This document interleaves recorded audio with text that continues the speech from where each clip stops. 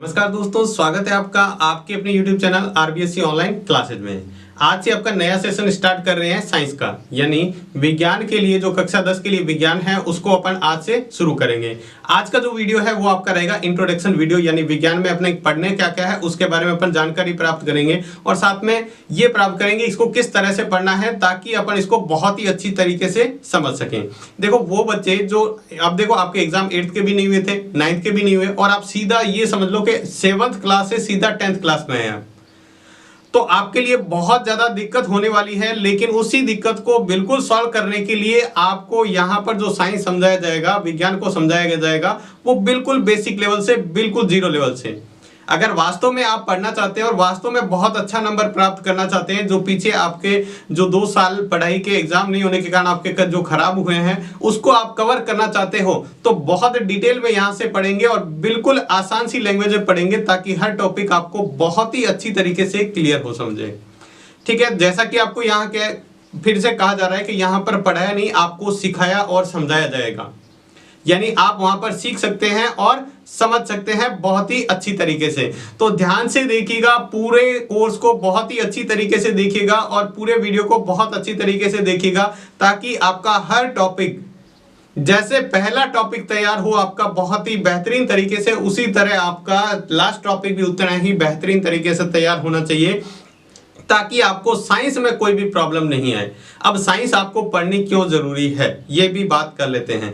देखो विज्ञान जो सब्जेक्ट है, अपन कोई भी आगे कंपटीशन देते हैं एग्जाम, चाहे वो आपका टारगेट आईएएस, आईपीएस, आरएएस या कोई भी आपका XYZ एग्जाम, कोई भी आपका कंपटीशन एग्जाम अगर टारगेट आपने सेट किया हुआ है, आपका एम जो सेट किया हुआ है उसको आपको अचीव करना है, प्राप्त करना है, तो आपको पहले कंपटीशन एग्जाम देने पड़ेंगे और उस कंपटीशन एग्जाम में आपकी 10th तक की साइंस इंक्लूड की जाती है। लगभग एग्जाम में आपकी 10th तक की साइंस आती है।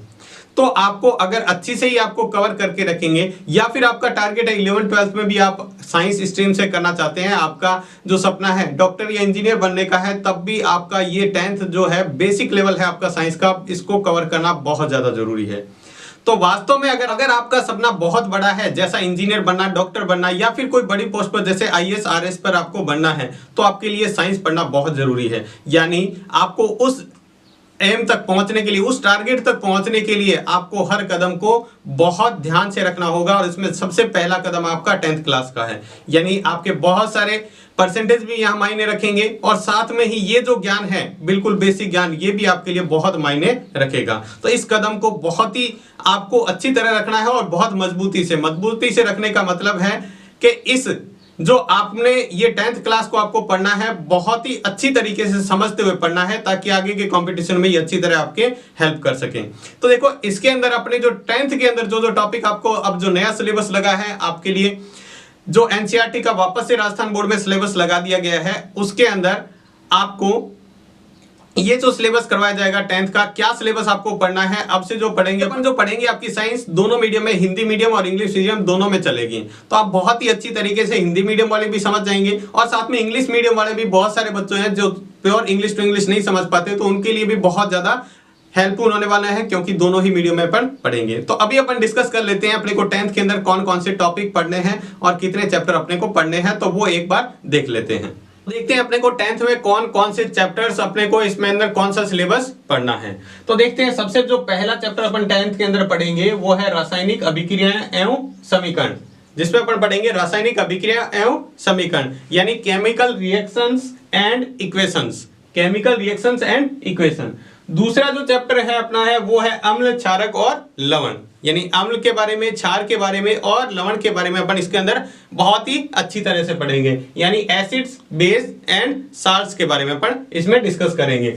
उसके बाद तीसरा जो चैप्टर है वो है धातु एवं अधातु, यानी कौन से तत्व धातु कहलाते हैं और कौन से अधातु कहलाते हैं, इसके बारे में अपन बात करेंगे, यानी मेटल्स एंड नॉन मेटल्स के बारे में।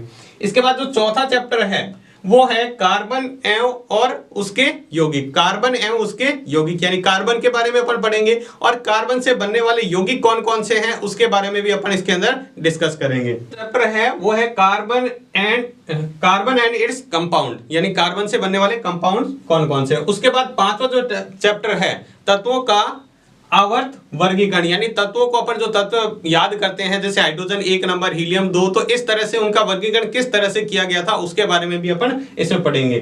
ठीक है, तो पीरियोडिक क्लासिफिकेशन ऑफ एलिमेंट्स। इसके बाद अगला जो चैप्टर है, ये जो 5 चैप्टर थे यहां से, ये पांचों चैप्टर किसके अंदर आते हैं? ये आते हैं केमिस्ट्री वाले पार्ट में, यानी रसायन विज्ञान। ये सारे किसके अंदर आते हैं? ये रसायन विज्ञान के पार्ट हैं। इसके बाद जो अगला छठा चैप्टर है जैव प्रक्रम, यानी जो जैव प्रक्रम है, लाइफ प्रोसेस, वो क्या है? अगला पार्ट स्टार्ट हो जाता है। यानी ये माने तो ये एक यूनिट है यहां से एक केमिस्ट्री की, सॉरी 5 चैप्टर तक। ठीक है, ये केमिस्ट्री का। उसके बाद छठा जो चैप्टर है जैव प्रक्रम यानी लाइफ प्रोसेस, उसके बारे में पढ़ेंगे। यहां नियंत्रण एवं समन्वय, यानी अपना दिमाग है वो किस तरह से अपने शरीर के ऊपर नियंत्रण रखता है उसके बारे में, और समन्वय के बारे में पढ़ेंगे। कंट्रोल एंड कोऑर्डिनेशन, कंट्रोल और कोऑर्डिनेशन के बारे में पढ़ेंगे। इसके बाद में अपन पढ़ेंगे अगला जो चैप्टर है जीव जनन कैसे करते हैं, यानी एक पीढ़ी दर पीढ़ी आगे कैसे जो प्रोसेस होता है उसके बारे में पढ़ेंगे। How to organism reproduction, reproduction system क्या है इसके बारे में अपन पढ़ेंगे। अगला जो चैप्टर है अनुवांशिकता एवं जैव विकास, अनुवांशिकता के बारे में पढ़ेंगे, यानी आपने पढ़ा होगा अनुवांशिक लक्षण इसके बारे में, तो उसके बारे में अपन डिटेल में बात करेंगे यहाँ। Heredity and evolution. उसके बाद अगला जो चैप्टर है, ये देखो, ये जो इतने पार्ट थे ये आते हैं बायोलॉजी के अंदर, यानी जीव विज्ञान के अंदर। ये जो पार्ट है वो बायो का है, जीव विज्ञान का। कहां से? चैप्टर नंबर 6 से लगा के चैप्टर नंबर 9 तक। ठीक है, उसके बाद जो अगला चैप्टर है प्रकाश, अगला कौन सा है? प्रकाश, यानी परावर्तन और अपवर्तन के बारे में पढ़ेंगे। इसके अंदर लाइट्स के अंदर पढ़ेंगे रिफ्लेक्शन एंड रिफ्रैक्शन, रिफ्लेक्शन और रिफ्रैक्शन पढ़ेंगे इसके अंदर अपन बहुत ही अच्छी तरीके से। बहुत ही इंटरेस्टिंग चैप्टर है, बहुत ही अच्छा अपने को इसमें सीखने को मिलेगा।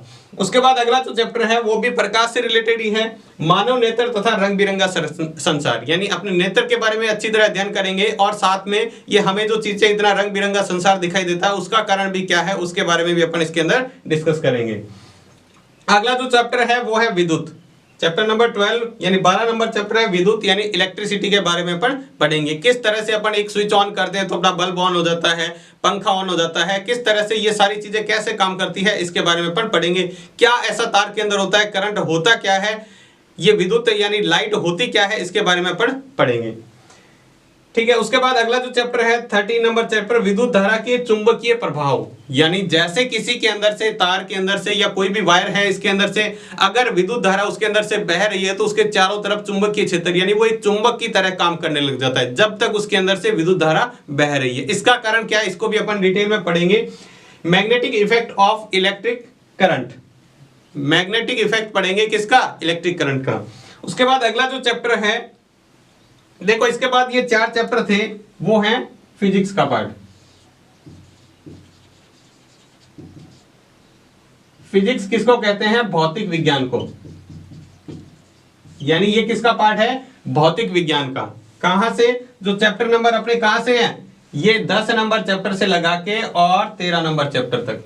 इसके बाद में अपने जो चैप्टर है वो जनरल साइंस कह सकते हैं, जिसके अंदर अपना चैप्टर नंबर 14 है 14 ऊर्जा के स्रोत, यानी सोर्स ऑफ एनर्जी, ऊर्जा किससे प्राप्त होती है, क्या क्या सोर्स है उसके बारे में पढ़ेंगे। और चैप्टर नंबर 15 है हमारा पर्यावरण और इन्वायरमेंट, यानी अपने पर्यावरण के बारे में पढ़ेंगे। और अंतिम चैप्टर है हमारा वो है 16 नंबर चैप्टर प्राकृतिक संसाधनों का प्रबंधन, मैनेजमेंट ऑफ नेचुरल रिसोर्सेज, जो अपने नेचुरल रिसोर्सेज है, अपने प्रकृति से जो जो पदार्थ मिलते हैं उसका मैनेजमेंट कैसे कर सकते हैं, उसका प्रबंधन कैसे कर सकते हैं, वो अपन पढ़ेंगे इसके अंतिम चैप्टर में। तो ये तो अपने डिस्कस किया है पूरा अपन 10th के अंदर सिलेबस क्या क्या पढ़ना है इसके बारे में।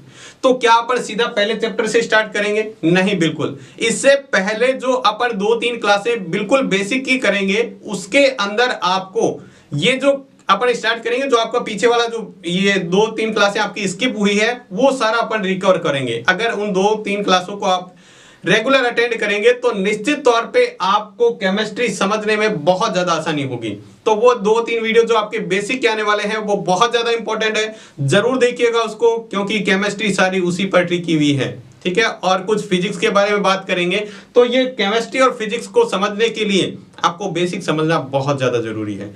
तो बहुत ज्यादा इंपॉर्टेंट होने वाला है वो वीडियो बेसिक वाले, तो आप वीडियो वो भी जरूर देखिएगा। आगे आने वाले वीडियो वही होंगे बेसिक के पहले, तो उसको बहुत ही अच्छी तरीके से देखिएगा। तो निश्चित तौर पे आपको ये समझ में आ गया कि अपने को 10th के अंदर पढ़ना क्या है। फिजिक्स भी पढ़ेंगे, केमिस्ट्री भी पढ़ेंगे, और बायोलॉजी भी पढ़ेंगे, और जनरल साइंस भी पढ़ेंगे। तो ये सारी जो ये कह सकते हैं, ये सारी जो विज्ञान है, ये एक सामान्य विज्ञान है। सामान्य विज्ञान जो आपके कंपटीशन में आती है, तो वो बहुत महत्वपूर्ण है। उसके लिए हर एक चीज को अपने को अच्छी तरह समझना है, सीखना है, रटना किसी को भी नहीं है। विज्ञान भी आप अगर लगातार साथ साथ में समझते जाएंगे, तो आपका जो पेपर जो होने वाला है, और आपने जो अगर अभी से टारगेट सेट कर लिया अपना का विज्ञान के अंदर, तो मुझे 100 आउट ऑफ 100 बनाने हैं, तो आप उसको आसानी से बना सकते हो। तो उसका पूरा साथ आपको देंगे, बहुत ही अच्छी तरह से इसको एक्सप्लेन करेंगे। आप वीडियो के बाद में लगातार वीडियो देखते रहिए। पूरा सिलेबस जब हो जाएगा तो आप खुद कहेंगे विज्ञान एक बहुत ही आसान सब्जेक्ट है, बहुत ज्यादा इंटरेस्टिंग और बहुत ज्यादा सिंपल सब्जेक्ट है। अगर नहीं है तो अपन इसको बहुत ज्यादा सिंपल बना देंगे। तो इस वीडियो में बस इतना ही। वीडियो आपको कैसा लगा हमें कमेंट बॉक्स में लिखकर जरूर बताएं। अगर आपको वीडियो अच्छा लगा है तो इसको लाइक जरूर कीजिएगा। तो आज के वीडियो में बस इतना ही। धन्यवाद।